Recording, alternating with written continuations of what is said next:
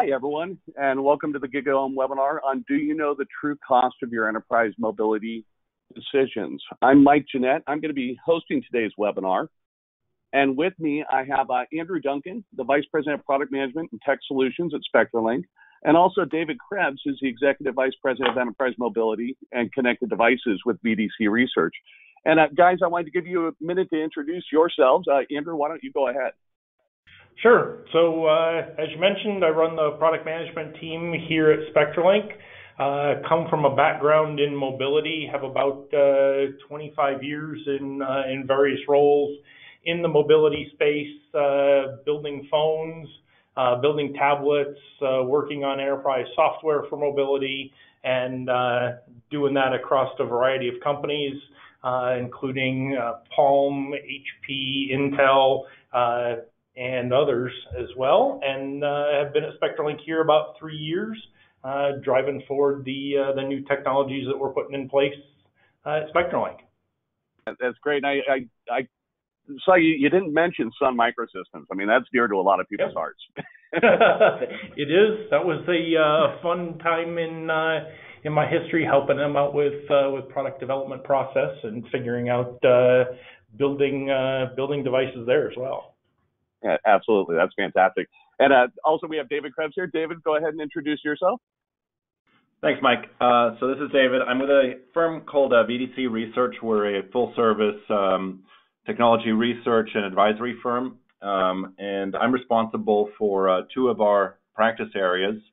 Those include enterprise mobility as well as automatic identification technologies. And so I lead a team of analysts here, and our charter really is to research and analyze how organizations, both public sector and private sector, are leveraging mobile solutions, leveraging digital tools to support their frontline mobile workforce, and really looking at that intersection of mobile and digital solutions and workers, how they go about doing their work, how they go about collaborating, how they go about supporting customers is really the sort of the sweet spot of the research that we conduct.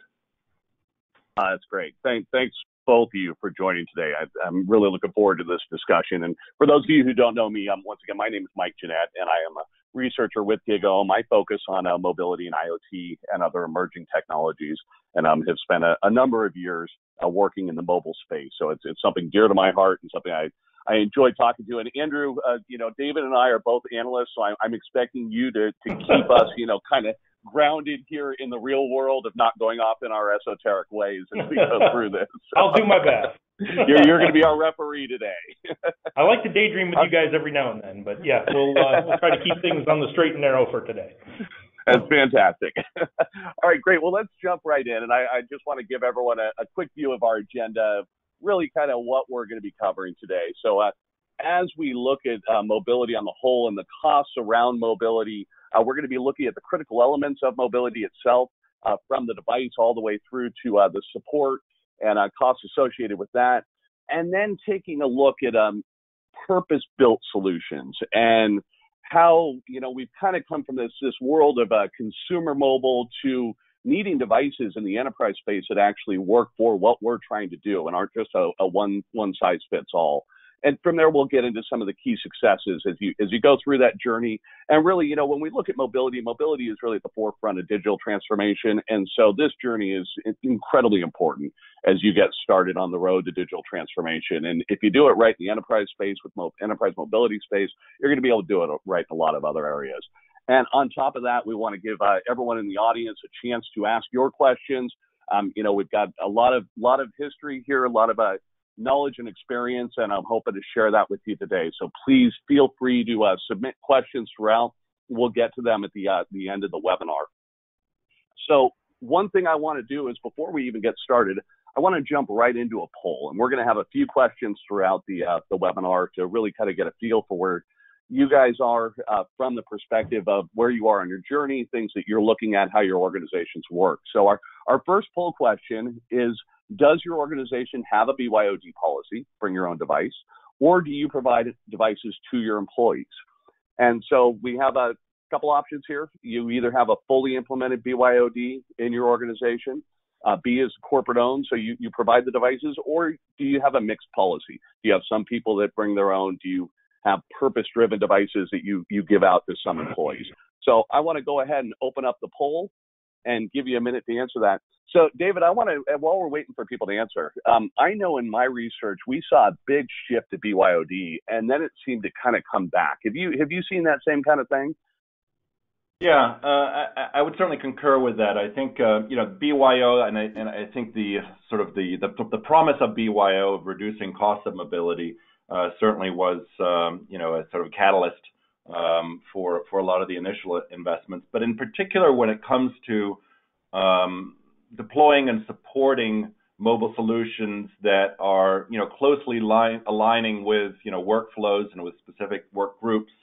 There are some, certainly some hidden costs of BYO that went unanticipated, and some of the fragmentation in the mix that BYO introduced also created, especially for those solutions, for those more sophisticated line of business mobile solutions, created a lot of havoc. So I think in particular in those sort of capacities, we saw some pullback, some pushback, and there are other sort of factors, clearly also around privacy and security that I think also impacted or maybe slowed the sort of the onslaught of BYO.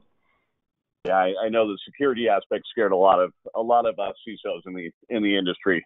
All right, well, let's go ahead and close the poll and take a look at what our audience is looking at today. So, yeah, and David, I mean, that's right on with what you were talking about. I mean, the BYOD policies have, I remember back when it was 40-50% had BYOD, and now, I mean, looking at this group right here, it's pretty low. Anything surprising to you that you're seeing these results, or they seem to align pretty much with what you were talking about? Yeah, I think they align pretty well. I mean, I think there's always going to be some level of sort of, you see here 6 and 10 respondents, or 60% suggesting some kind of a mixed use. And I think for certain, sort of categories within the workforce, BYO, I think makes perfect sense. But to be BYO only across the entire workforce, I think today is somewhat atypical. So I think this does certainly align with what we've seen in our research as well.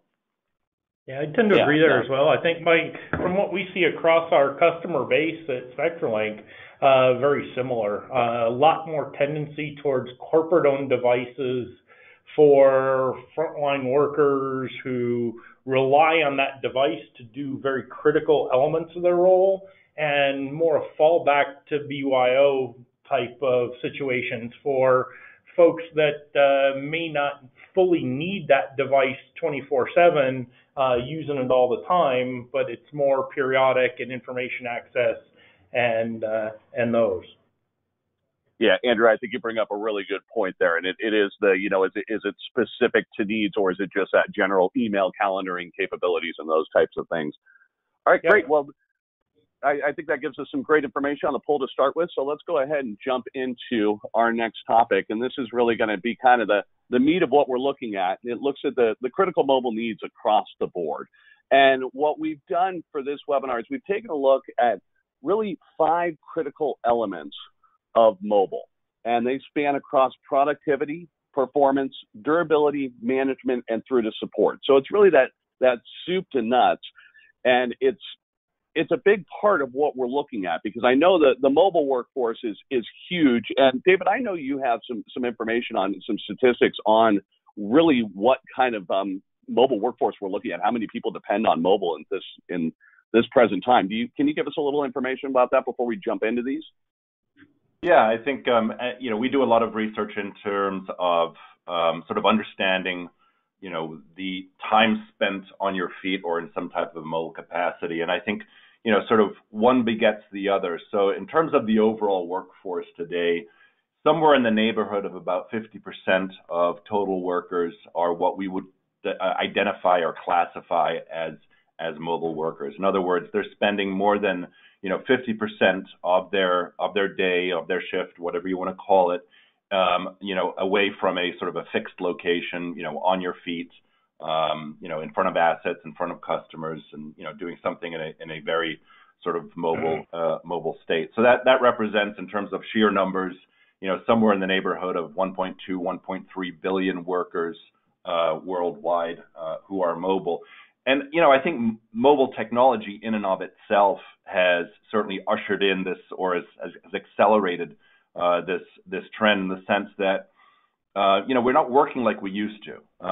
With mobile, we have access to information, virtually anywhere we are. So, there certainly has been a downside of that, in the sense that mobile has introduced work into, maybe a dinner, or, maybe late nights, and sometimes it's hard to shut off. But I think it's also enabled us to also be much more productive, in the sense that it is, providing access to, critical information, sort of where you need it, when you need it. But I think one has certainly influenced the other. It's funny when you talk about that into the late night. I know a lot of the digital natives. They know nothing but mobile. So it's an interesting time. You got to find that way to cut it off, and I'm sure that also comes into effect of needing to cut off access for certain individuals and within different verticals and stuff such as that. And Andrew, I'm sure you could talk to that. The ability to regulate that productivity, make sure that they're using the applications, the devices, and the systems that they should be using, rather than just kind of free-forming. Absolutely. I mean, that's one of the key elements for enterprise is, the devices that people are bringing into work today go beyond just voice, and they're really all aspects of communication, access to internet, access to data, access to workflows. And as a device that's really critical for getting the role done, you need to keep the workforce on task and be able to control what there's access to and how to do that. The industry as a whole really relies on the role of enterprise mobility management software, or EMMs, in order to regulate that on the devices.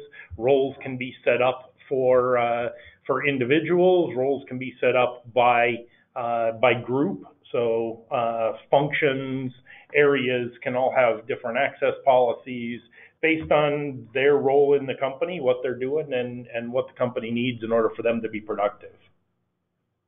Yeah, well, that gets to the topic I want to dive right into, which is productivity. And when we look at employee productivity, we hear the stories of people being on Facebook all day and that type of thing. But what becomes more important, I think, is having the right mobile solutions. I remember when I was working in mobility back at HP, back in 2008 or so, and we were trying to come up with mobile applications that would work for the enterprise space. And one of the most important ones we came up with was a mobile company directory. And, it seems, happenstance today because it's just part of, Outlook, that type of thing. But back then, it was a solution that was just huge for everyone, because all of a sudden they were able to find people, find out how to connect with people. And I think that's a big part of having the right solutions for productivity, not just in the applications, but also in the devices. And Andrew, I'd love to hear some ideas from you on, where you think the devices are going from, we've got the consumer devices, but having devices that are specific to productivity in the enterprise, and what works, what you're seeing there, and what makes sense. So it really comes down to a complete solution. As we go forward, we're seeing customers not buy phones just for voice anymore. Voice is certainly an important aspect of a phone purchase, a smartphone purchase. It has to be there. It's expected to have good call quality, all of that. But you don't buy a smartphone just to do voice. You buy the smartphone for those applications that it enables. So, within different verticals, let's take two examples. Within the healthcare space, used to be, if you back up not all that long ago, phones were tethered to a desk at a nurse station, and alerts went off in a patient room. You'd have to hear them, broadcast them down the hallway. It was loud, it was annoying, and nurses constantly running back and forth and lost productivity with all of that. Now we're in a situation where with a smartphone, a purpose-built smartphone with a scanner in it, for example, nurse can walk into a patient room, scan a wristband, the hospital's chosen electronic health records can come in and via that scan can be fed into the record system, bring up that patient records. The nurse is able to access that patient record, make updates right there in the room, can consolidate information across multiple machines in the room. And then as the nurse leaves to go down and help the next patient down the hallway, rather than getting a call from a nurse call system built into the bed and having that route back to the nurse stand, it can go to directly the person that's working with that patient, and they're able to evaluate right away whether, hey, is this an urgent need or something that can wait till I'm finished with the current patient. Back and forth, all of those alerts and alarms, being able to access patient data, look at waveforms, puts that information right at that hand of that user wherever they're at, really smooths that workflow. I've seen estimates of cutting miles of steps out back and forth between rooms and that main nurse stand within a given ward. It's amazing the transformation we're seeing in healthcare. We really see the same thing in other industries as well. If we look at the retail space. Andrew, before you get into retail, I have a question on the healthcare. I'm sure a lot of people say, well, why can't they do that with their own device? Why can't they do that with their iPhone? And I mean, is there capabilities with consumer devices, or is it really something that you have to have a purpose-driven device for now? So you can, but it's not ideal, right? It comes into total cost of ownership. Those other devices aren't built rugged. If you take a consumer-grade device, being in a healthcare environment, if that phone's been in the patient room, before you go to another patient room and potentially bring bugs and germs and things that are on that device, you want to clean off things that have been in the one patient room before it goes to the next one. So there's Cavicide and other germicidal wipes and ointments and cleaning materials that hospitals use in order to clean a device before when it moves room to room. Those cleaning agents, those hospital-grade cleaning agents, will degrade the plastics in most of the phones. They'll cause the glue that holds the screens in smartphones to separate and cause the devices to fall apart. Those devices also just aren't rugged. So they're going to fall apart when you're dropping them, and quite honestly, that happens quite a bit. So you've got to really be able to stand up.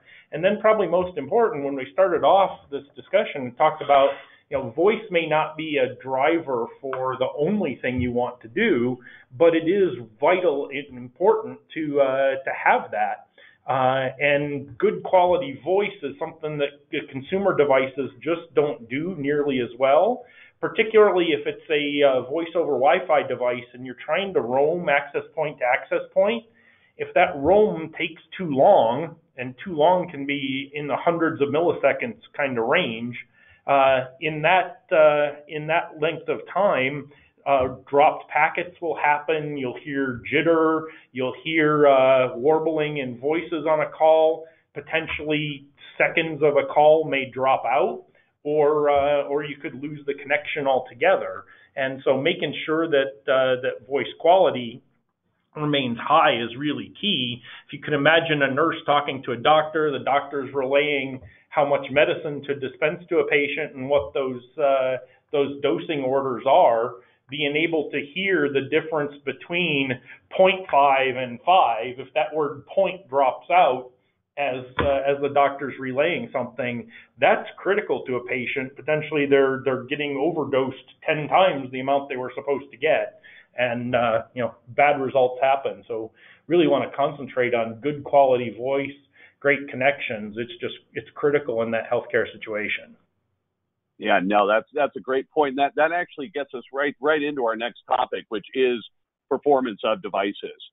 And I'd like to spend a little time talking about that as, we look at, the idea of what you were just talking about with consumer grade devices not being designed, not just from a power and stability point of view, but actually from a manufacturing point of view to be able to handle, some of these areas and some of these, different types of Mm-hmm. situations. And I'd love to hear a little bit more. And David, I'd actually love to have you jump in here and talk about any things you can bring around this idea of the difference in performance between consumer devices and ruggedized devices and power capabilities of those devices. Sure. Yeah, and I'll maybe try to sort of piggyback on some of the things that Andrew was sharing. So I think the first thing that is also important to state is there is no one size fits all solution when it comes to mobility, and there are so many different sort of factors that come into play when considering not only the device but also things like display size, things like levels of ruggedness, things like what type of I/O or input requirements do you need. So I think it's always important to first start with what is the problem we're trying to solve, what is the environment we're trying to solve this in, and ultimately what outcomes are we trying to affect.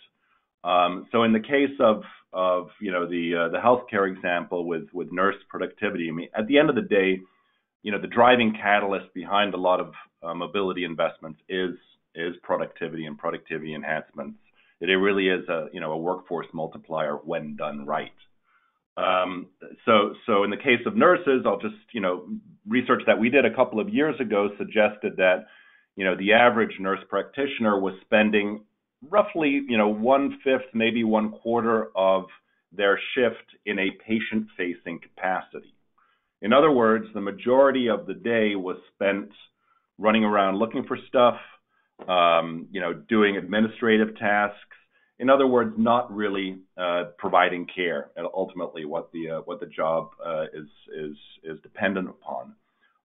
So well-designed mobile solutions that provided the right information at the right time in the right environment was able to increase the amount of patient-facing time that nurses had by as much as 100 to 150% in the average shift. So really significant when thinking about the potential for the workforce. But at the same time, it's important to also take into account sort of the mission or business criticality of the solution, or of it's the solution that you're looking to implement. In other words, when things go wrong, and they will go wrong, with any mobile solution, no matter how well designed it is, we have to anticipate some level of failure. What happens, and how disruptive is that impact? So in particular, with these sort of what we call business or mission critical workflows, it's we're never going to eliminate failure or downtime, but the idea is to minimize that as much as possible. So those things then cater to or address, okay, what type of considerations do you have from a performance standpoint for a mobile solution? So when things go wrong, what typically are the factors that contribute to that failure? So there are factors that align with the sort of the physical nature of the device itself, the hardware itself. So Andrew had mentioned dropping the device and that causing some level of failure. Maybe exposure or need to disinfect device if it's in a sort of a clinical type of environment. But even beyond that, thinking about, and this is really where we saw a lot of the early deployments of sort of these consumer-ish devices into business or mission critical workflows, was around battery performance. And here, not everyone always has access to a charger. And what we have found in, the research that we saw, that the number one contributor to disruption to mobile solutions when, deploying, a sort of a consumer-oriented device was degradation of the battery life and failure for a battery to last an entire shift. In other words, 8 to 10 hours. And that has had a significant, especially over the life cycle of a device. So maybe in the first 6 to 8 months with a consumer device, you might not see anything noticeable. But once that life cycle extends beyond 6, 8, 12 months, and the performance habits of frequently charging these devices and using them in a very sort of 24/7 capacity, because oftentimes it's not one device per person, but it's one device per shift. So they're being used 24 hours a day.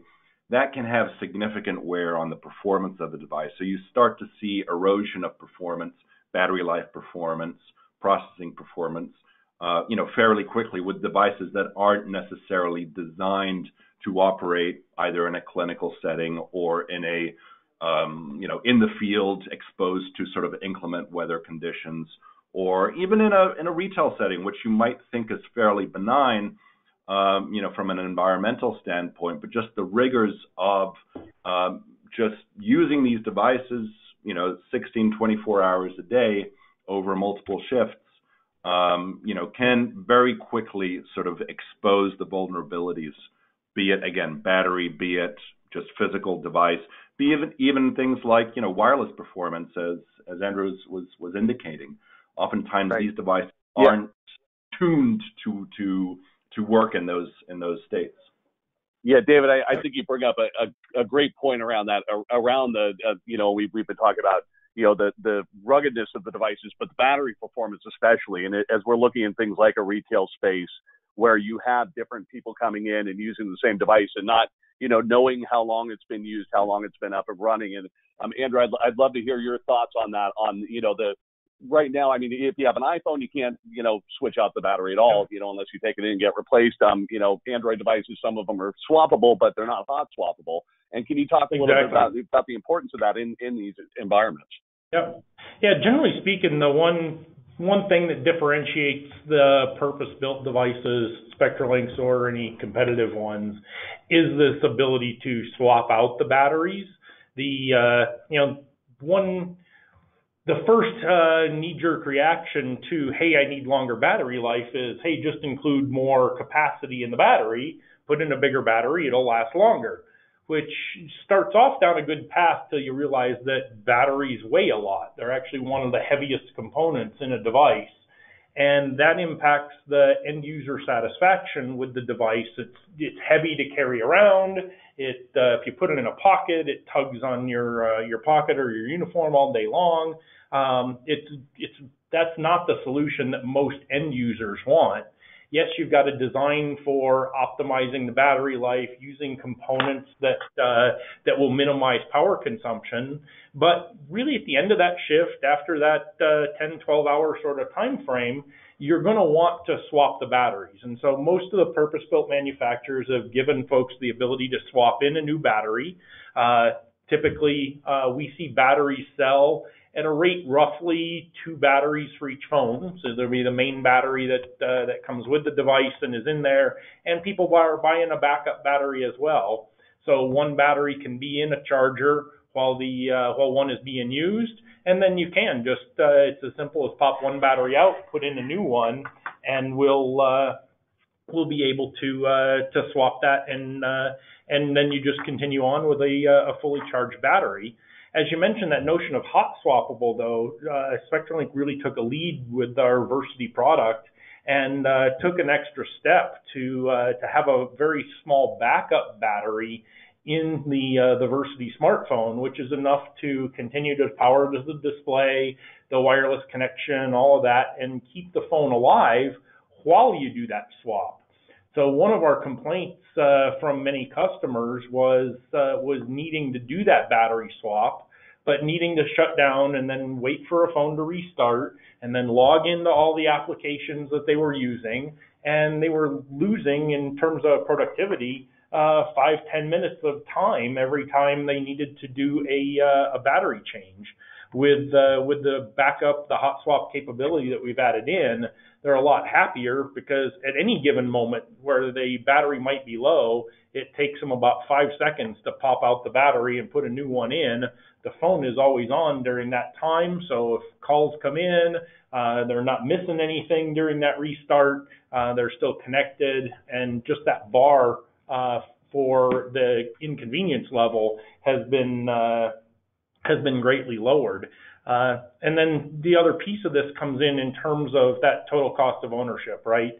It's a lot less costly to buy one additional backup battery than an empty or another entire phone. If you go to that iPhone example that you talked about, the iPhone has a built-in battery. It can't be charged, so one person uses it through that whole shift, and the battery is drained. The next person comes in for their shift. That person can't pop in a new battery and just go. They have to either have a fully charged additional phone waiting in order to swap out, or they need to put that phone on the charger and not use it for a couple of hours. So that's it really comes down to that productivity and total cost of ownership, being able to have a purpose-built device with a swappable battery in it. Yeah, and Andrew, I think you hit the nail on the head of that. We keep going back to durability and productivity, and it's this idea of, performance, having a device that actually works well, but having a device that is always on and always available.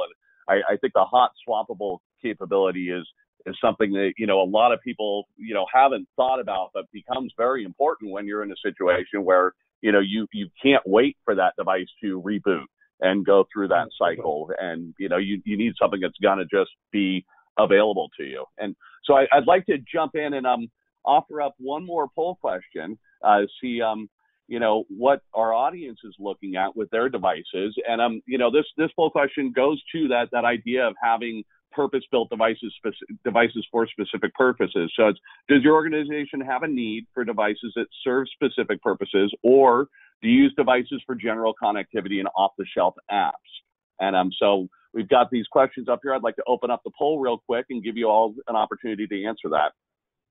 And while we're waiting, so Andrew, what have you guys seen? Have you seen a good mix, or do you have a lot of customers, clients that just come in and they say, we have a specific need. We have to have these kind of devices and we can't use off the shelf? It varies. Of course, everybody has their own use case there, but I think for the most part, customers, when they're talking to us, have decided that you can't use off the shelf. They need something specific, and they're trying to do it's not just one application that's driving the purpose. It's a mix of several things they want these frontline workers to do. From back to the notion of retail. In retail stores, you need to be able to do push to talk and communicate amongst other employees in the store. In retail, you also need to do mobile checkout, right? So you need to have the ability to run through a transaction on the phone, be able to integrate with a point of sale terminal to process credit cards. All of those are keys there to that successful deployment in retail. Hospitality, similar use cases. People want to have applications that they're building around in inventory, being able to know the status of rooms, being able to check on customers, be able to do task management. Those are all key in these individual verticals. So each vertical is a little different, and then within each vertical, of course, there's always multiple software sources. In some cases, we see the customers writing their own software. In others, there's large, well-established firms that are dominant in the vertical that provide software. But being able to test, being able to integrate, being able to certify that solution works, and give customer confidence going in to a deployment is something that becomes very, very important. The SpectrumLink spends a lot of time in its technology partnership programs working with everybody from access point vendors to make sure that roaming is seamless on voice, integrating to call server partners, making sure that the calls with the various call servers work, and then certifying with application vendors as well, making sure that they can use the buttons on the phone, integrate to those, integrate to the APIs that we're able to provide, so they get enhanced management, the ability to go back to healthcare and alerts and alarms.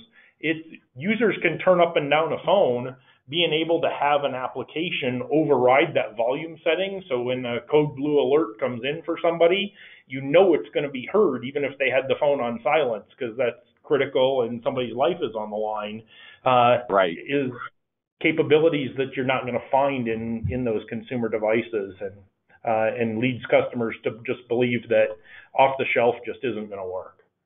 Yeah, no, that's some great information. So, okay, let's go ahead and close up the poll and take a look at what our audience is looking at today. And yeah, it's actually a pretty good mix. I mean, it's almost half as mix of devices, but we've got upwards of a third that are looking at specific purposes. So it's interesting. And Andrew, I like what you were talking about on the retail front. I love the idea of mobile checkout. It's something that I've worked on for a long time, and being able to skip the line and just find someone and be able to get out of the store, but having that connectivity and having that specific device that's going to be able to hit all those bases. A lot of people don't really realize it. They just see it as, oh, it's just of course you have a mobile device that can check me out, not realizing all the things that have to work in conjunction there to actually make it happen.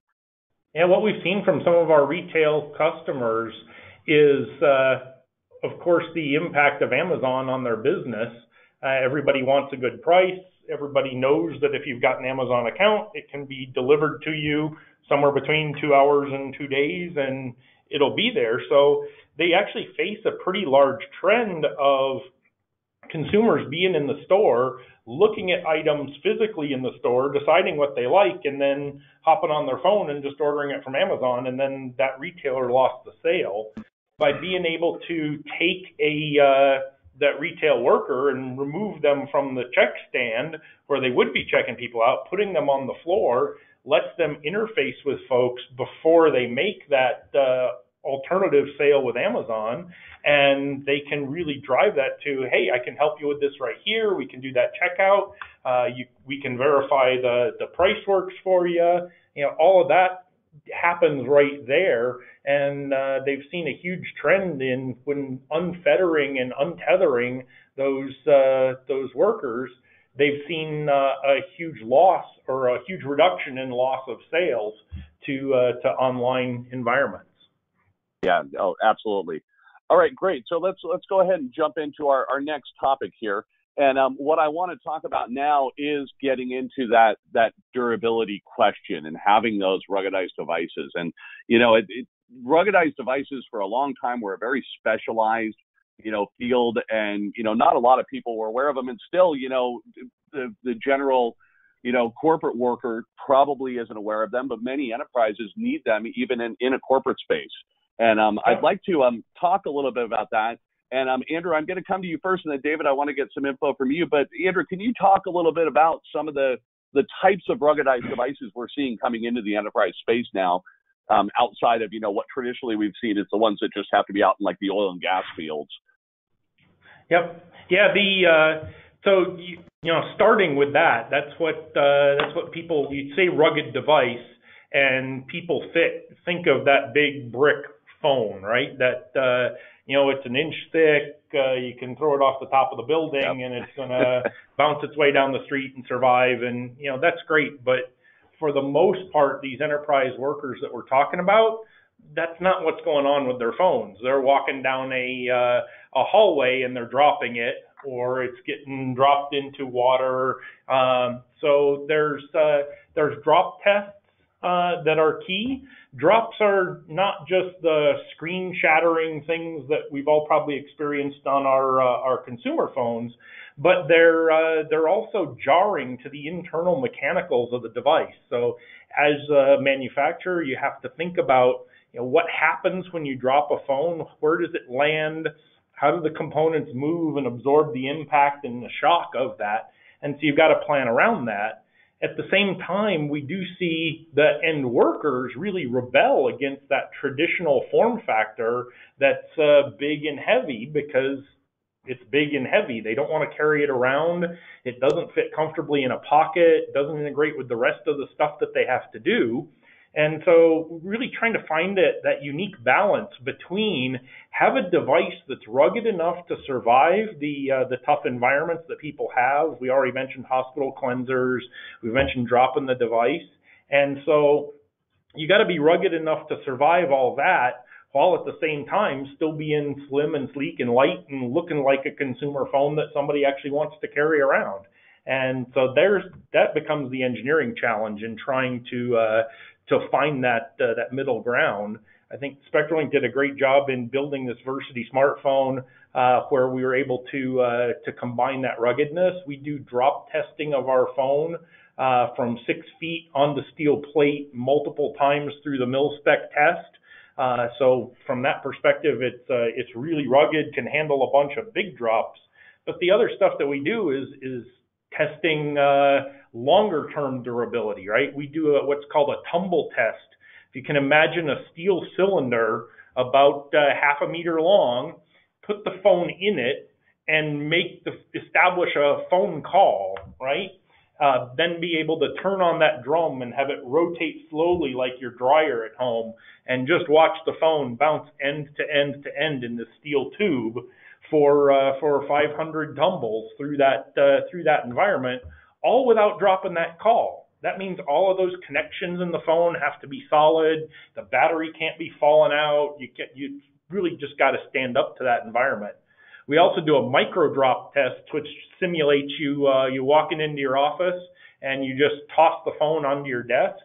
So we have a 10 centimeter drop, not very tall, but it's still an impact, and those impacts add up over time. So again, we do that 10 centimeter drop 10,000 times, all while sustaining a call in order for this phone to be durable enough. So those are the sorts of things and perspectives that we add when we're talking about making sure that this device is meant to last, meant to stand up to the environments. We build with internal walls inside the device, a whole chassis built inside the device to keep those components in place. We pick components like Gorilla Glass over the top to make sure the glass is not likely to break, and design latches and buttons to ensure they last as well. There's a lot that goes into to engineering that device durability. Well, yeah, it's really interesting. And you keep going back to that productivity. I mean, you're talking about not having, the call drop while all that's happening. Now, if you could just find out how to make it work in an elevator. Exactly. So we figured that out, but it breaks fire codes. That's the problem. Okay. The fire stations don't like having antennas in that elevator column. I can imagine, yeah. But, that durability and the productivity are so important. David, I know that, we talk about productivity, but, what do we look at when it comes to the cost of that? I mean, we're talking about, having a device that's going to last, multiple years in multiple environments. But, a lot of people still are going with those consumer devices and, just trying to reuse them for purposes that they're really not designed for. And can you talk a little bit about, those hidden costs and, what we see? Sure. Because that's at the end of the day, sort of the X factor to this. And again, going back to the point I introduced earlier, there is no one perfect solution for all types of use cases. So you have to take all these factors that Andrew was talking about into consideration. But absent of that, and this is maybe the sort of the ugly secret of mobility is that it is such a great productivity enhancer, enabler, but also when done wrong or when not designed quite right, it can have the opposite impact or the opposite effect. So let me put some context around that. So on average, when a device fails, and it will, you see a productivity and here I'm talking about devices that are being used in very much integrated within a workflow, sort of what we call business critical or mission critical workflows. So that can be the nurse practitioner, it can be the retail associate, it can be the field service technician. But when that device does fail, on average, that worker loses about 80 to 85 minutes of productivity.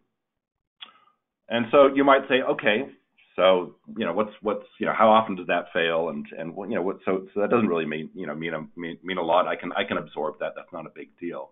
But when you start thinking then about the frequency of failure, when you don't have a device that operates as expected, when the battery goes dead, when you're dropping dropping points of connection, when you're introducing even frustration, because again, at the end of the day, when we think about mobility, it is a little bit of a dance of compromises, and one of the biggest challenges, absent of finding the right device, is also delivering an experience to the customer, in this case your employee, that is a positive one. If they get frustrated with the device, with the solution, they'll also stop using it, or stop using it as intended. So that needs to be taken into consideration. But on average, if I'm just boiling everything down and looking at sort of purpose-built, quote unquote, ruggedized devices versus a consumer device, and here I'm talking not about the worker in an intrinsically safe or an environment with the risk of explosion, but I'm talking about, for the most part, your everyday line of business worker. The failure of a poorly designed solution, or using devices that aren't intended for that purpose, is usually about 3 to 4x that of a well-designed solution. So you have a failure rates of ranging from 2 to 3% to 14, 15, 18%. Per worker. So when you start to do that math, each failure costs 85 minutes. You have an FTE of anywhere from, say, 30 to 50, maybe $85 per hour. And then you factor that in over 250 days per year. You're quickly approaching the cost of that lost productivity, just the lost productivity, not the cost of technical support, etc., per worker, in the neighborhood of $5,000 to $6,000 per year.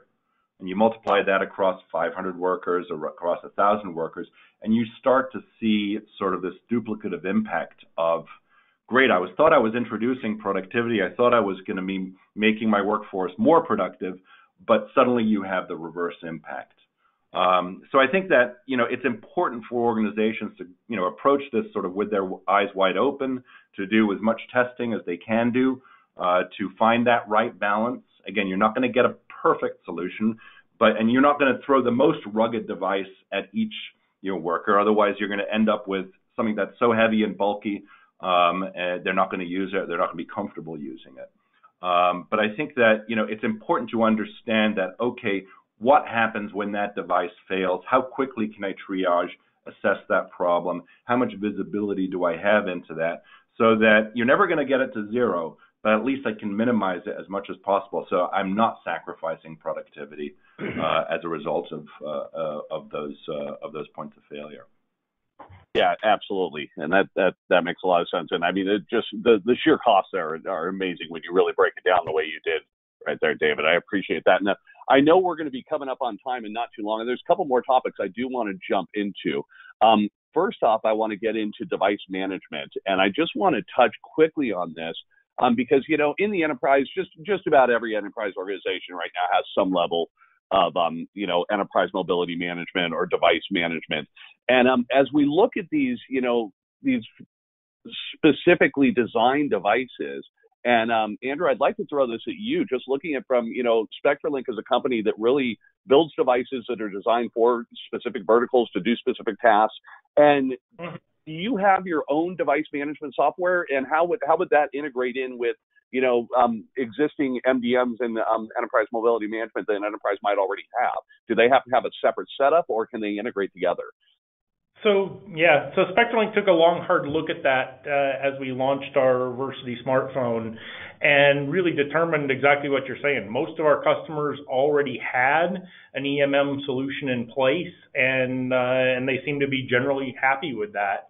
And if they were going to move, they were going to move to another known EMM solution, not necessarily to SpectrumLink. So we've really designed a SpectrumLink tool to work hand in hand with those EMMs in particular. So the smartphone that we provide does integrate well with those EMM solutions, be it AirWatch, SODI, Mobile Iron, Microsoft Intune, doesn't matter. The customer can stick with what they've got, what they know, and what they've already established, and our device will integrate perfectly well with that.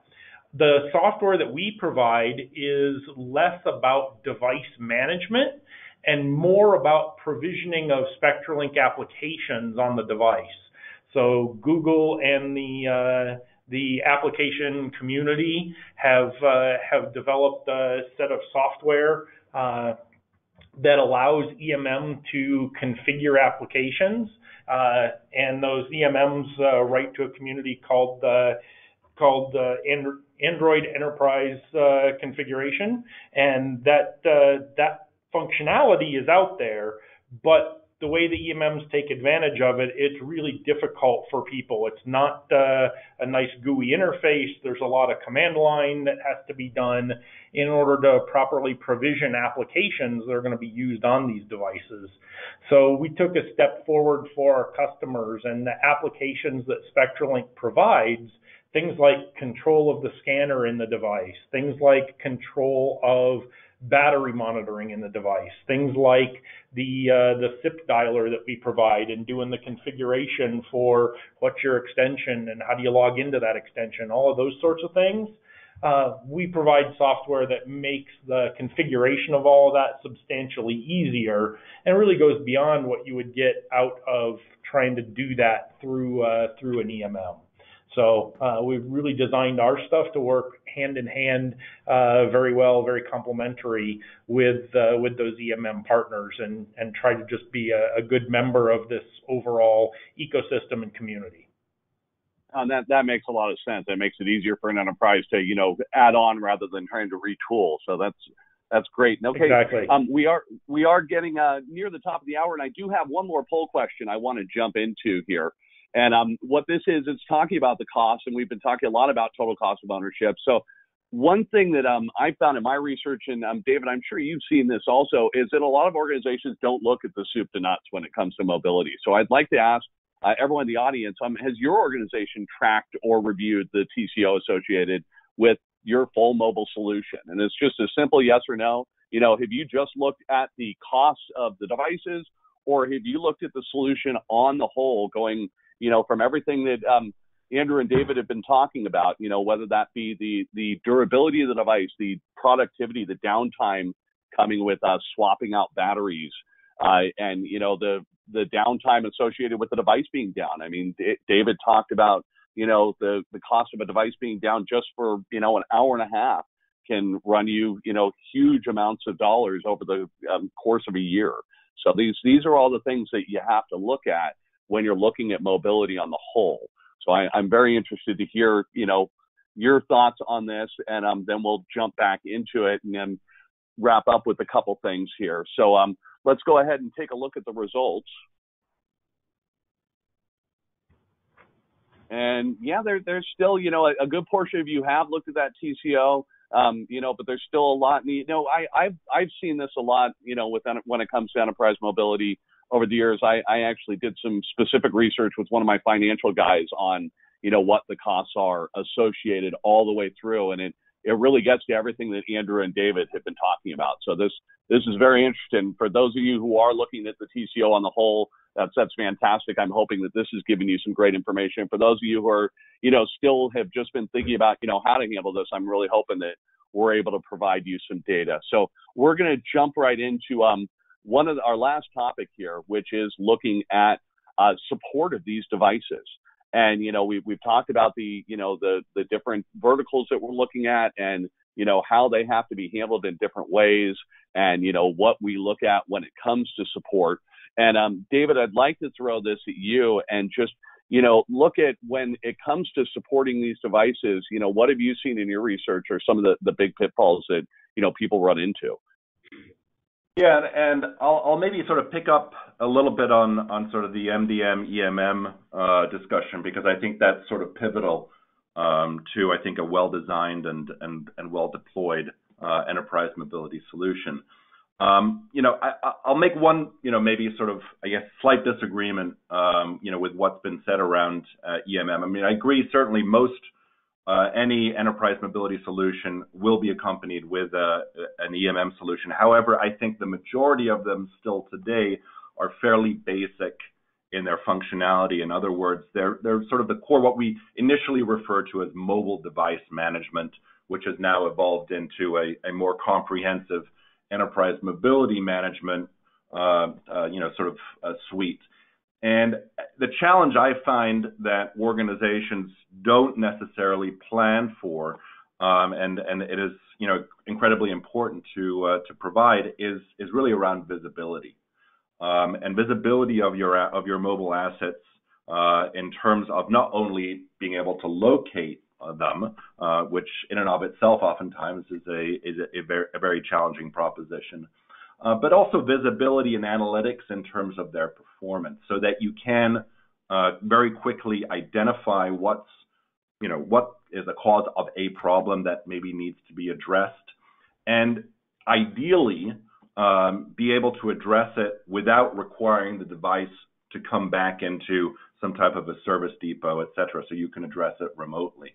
A lot of organizations are just starting to introduce, fairly sophisticated levels of analytics around everything around, data usage, application usage, overall device health, device location, connectivity capabilities, battery performance. Battery is great from this standpoint in the sense that it's always a great indicator of something that might not be going right. So in other words, if the battery drain is faster than you might anticipate, it's usually a good indication of a poorly designed application or maybe something else that could be wrong. So to have that visibility into your mobile estate, to be able to enable more predictive or proactive approaches to issues even before they might happen is certainly very critical in terms of minimizing or reducing cost of ownership and providing that level of support. I totally agree with you on that, David, and I think it is important that people be able to see all aspects of it. And I know we've talked quite a bit about all the different things that can impact your total costs and drive down your ROI overall. And I've really appreciated this discussion that we've been having here, and everything that you guys have brought to the table. And as we wrap up here, I just want to end with this idea of as we've gone through these 5 really critical areas when it comes to mobility, is what I've seen, and I think what we've validated here is having the right device for what you're trying to accomplish, knowing that there isn't one device that fits all situations. It's not a one size fits all. And then what you were just talking about, David, that capability to have the support, whether that be support in the idea of the device itself, whether it be a hot swappable battery, a device that is always going to be on, always going to be durable and last for a lot longer than what we see in the consumer areas, and then having the right partner. And I really want to thank you, Andrew, for joining us today from SpectrumLink and giving some insights into the solutions that you guys have been developing and what you've been working on and been putting out there. And we are coming up to the end, so I'd love to leave it to you guys. Andrew, I'd love to give you the last word, actually, because it looks like we don't have any questions from the field. I think you guys obviously have done a fantastic job of answering everyone's questions before they had them. So I'd love to leave you, Andrew, the last word here as we go ahead and wrap up. Sure. So yeah, in terms of the deployments, right, it is important to think about those success factors up front. As we encounter customers who think they want a mobility solution but aren't sure of what's involved, we find that the most successful deployments happen when we get to sit down with the customer up front, talk through what does success look like to them? How is this project going to be evaluated? Is it on productivity of those end users? Are they trying to hit certain cost targets? What drives that overall deployment, and what is that shared vision of success look like? If we can get through that, then absolutely it turns out into a very solid deployment one where the customer's needs were understood, one where we could help them architect out the solutions that are there, what applications they want to run. You spend the time up front to validate and make sure that those applications are going to work, are going to run well, aren't an application that's going to cause battery drain, as David mentioned. Those are all things to think about, try up front. So a lot of successful deployments start with a simple proof of concept with 5, 10, 15 devices in production with a limited number of employees, document the learnings from that, and then be able to take that and roll it out full scale across an entire organization is really key. For those, going back to your last poll question as well, for those that have the TCO or haven't evaluated that or interested in a deeper dive there, SpectrumLink does have some tools on our website to allow you to go in, put in some information. It will feed us that initial information. We can come back with a calculation of whether we think we're in a spot to be able to help around TCO and what you're seeing, and can then certainly tee up some follow-up. Our teams have deeper TCO calculators, and our team's happy to have conversations with prospective customers around TCO for the devices, what that total cost of ownership looks like, and how our devices is potentially different from other solutions they're seeing. That's great, Andrew. Thank you so much. And I know that, David, Andrew, the three of us could probably spend, the next hour continuing on, but I think we're going to have to leave it there. And I want to thank both of you for joining this today. It's been a fantastic conversation. I also want to thank everyone in the audience for attending today. Really appreciate your time, and hope you got some great information. And feel free to get in touch with us here at GigaOM for any questions you have. And also, feel free to go to SpectrumLink, take a look at what Andrew was talking about there, talking about TCO and all of that. So once again, thank you all for joining. And Andrew, David, thank you guys very much for joining us today. Really appreciate it. Thanks much. It was a great session. Thanks.